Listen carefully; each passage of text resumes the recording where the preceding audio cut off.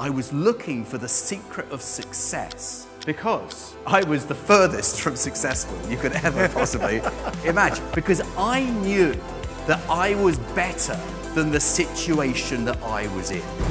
It's actually 25 years since I sold my publishing company. And my publishing company had several titles. We had something called the Corporate Hospitality Guide. Actually, it was called the Corporate Entertainment Guide. We had the Student Entertainment Guide. And we had something called the Achievement Report. And that was the jewel in the crown. That was the one that I was most passionate about. And it was a magazine all about personal development. Personal development, if it's a phrase that you haven't heard before, or it's not something that's familiar to you, is really about you being the best version of you that you could possibly be. So I was fascinated by people like Brian Tracy. And Brian Tracy is best known for a book that I would like to recommend to all of you, which is called Eat That Frog. And it's one of the smallest books, actually, the slimmest books he's ever written. He's written some huge books on sales training and all different aspects of sales, because that was his background. He's a Canadian speaker. He lives in San Diego, and I believe he is 78 years old now. And he's still speaking, still presenting, still recording, and still writing books.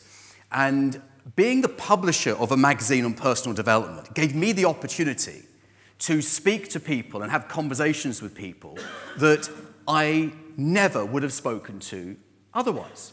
So when I heard that Brian Tracy was coming to the UK, he was speaking at an event in Birmingham, I contacted the organizers of the event, and I said, I will give you a complimentary advert in the magazine in return for the opportunity for you to arrange an interview where I can interview Brian, and then I will take that interview and I will use it as what we call a premium, a giveaway with the magazine subscription for future subscribers. That was just about 8 or 10 minutes, but I also filmed the entire 2.5-hour seminar that he did.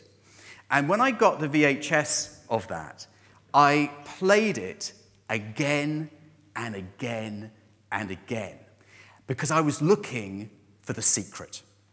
I was looking for the secret of success, because the session that he did was called Why Some People Are More Successful Than Others, How the Best Get Better. And I was looking for the secret of success because, John, I was the furthest from successful you could ever possibly imagine. I had the bills piling up in the kitchen drawer. You know the drawer in the kitchen that everything goes into? Well, I was just stuffing them. I wasn't even opening them. I was just stuffing the bills into the drawer because I knew I couldn't pay it. So why did I need to know how much the bill was if I couldn't pay it anyway? In actual fact, that whole period of my life where I didn't really have enough, I was just keeping the magazine going, and I was putting everything into that, and I was not sort of paying my own bills, was actually quite traumatizing. I don't use that word lightly, but 25, 26 years later, I actually, a little confession here, I still don't open my post. Well, I do eventually, but I look at it and I don't want to open it, because I remember all those years ago how terrifying it was to have bills that I couldn't pay. And I still get that sort of uncomfortable feeling. But I was watching this VHS, How the Best Get Better, and I was looking for the secret, because I knew that I was better than the situation that I was in. So just think about that for a moment. I knew I had the capability to do more, be more, than someone who was just scraping by. The most embarrassing moment was being in Tesco, getting food, just essential groceries, and realizing I didn't have enough money to pay for those groceries and having to put some back until the coins that I had matched. And those coins came from the back of the sofa. It was that sort of collecting money around the house in order to eat. So I was watching this video, How the Best Get Better, and I think it really only dawned on me later, with the benefit of hindsight and retrospect, that everyone's looking for a secret, but really the secret's inside you. It's not there for someone else to say, right, here is the secret. It's for you to discover that you can do this. So as Henry Ford said, if you believe you can, you can. And if you believe you can't, you can't. That is so true about everything in life, and specifically what we're talking about this week. Buying businesses, growing businesses. If you believe you can, you can. If you believe you can't, you can't. You're watching this video because you've got some level of interest in buying a business. That's great. Let's get you started. I've got something brand new. It's free of charge. It's called the Business Buying Toolkit, and there's a link to get it in the video description below. Being around the right people is going to move you forward faster than if you're doing it in a solitary fashion.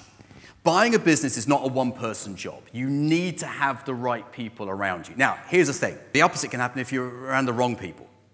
If you're around the wrong people, it can start to pull you backwards. So it's really important to sense check who you spend the most time with and to ask yourself, are the people that you're spending the most time with people who are moving you forward or moving you backwards? And if they're moving you backwards, you need to consider putting some boundaries around that relationship so it doesn't hold you back or pull you back.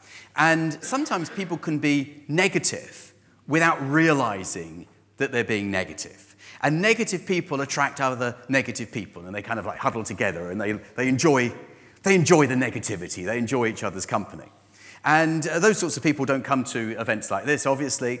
But I think that maintaining the positivity in your life is very, very important. So let's use an extreme example. If your 5 best friends were all billionaires, do you not think that some of that would rub off on you? Yeah. If your 5 best friends or 5 closest associates and colleagues were all people who are actively doing deals, would that not rub off on you?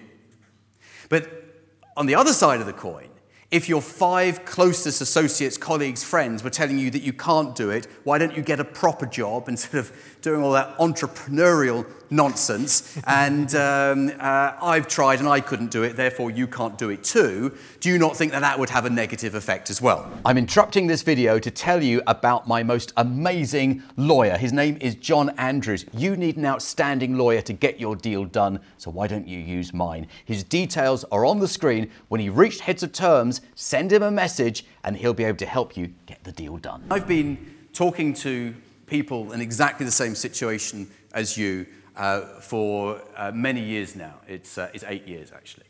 And for 8 years, I've been having conversations with people who say, I want to buy a business. And sometimes I get that feeling that this person is really going to make something of this very, very quickly. And with other people, I think, oh, they're going to need a bit more work. And the difference is focus.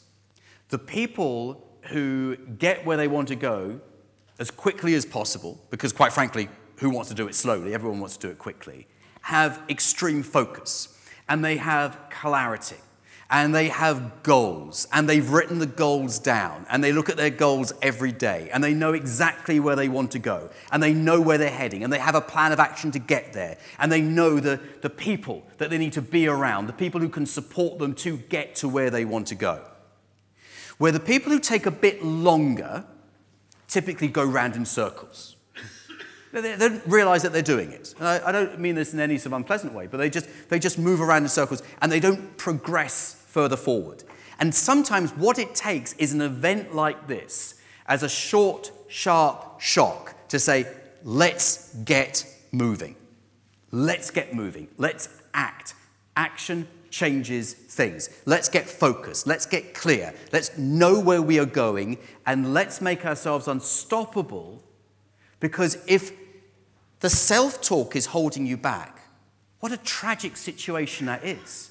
You don't want to look back in your life and say, you know what, I had all the skills, I had all the knowledge, I knew people who were doing it, but I kept talking myself out of it, You don't want to have that regret. And the way you overcome that anxiety and the nervousness about making those first steps is just to take them. It's a little bit like doing a bungee jump. It's going to the top of the platform. The longer you look over the edge, the harder it becomes. Straight up the top, bang, jump. Let's do it again. Okay? So you don't want to be the person looking over the edge for so long, inertia sets in. Because when inertia sets in, it gets even harder to move into momentum.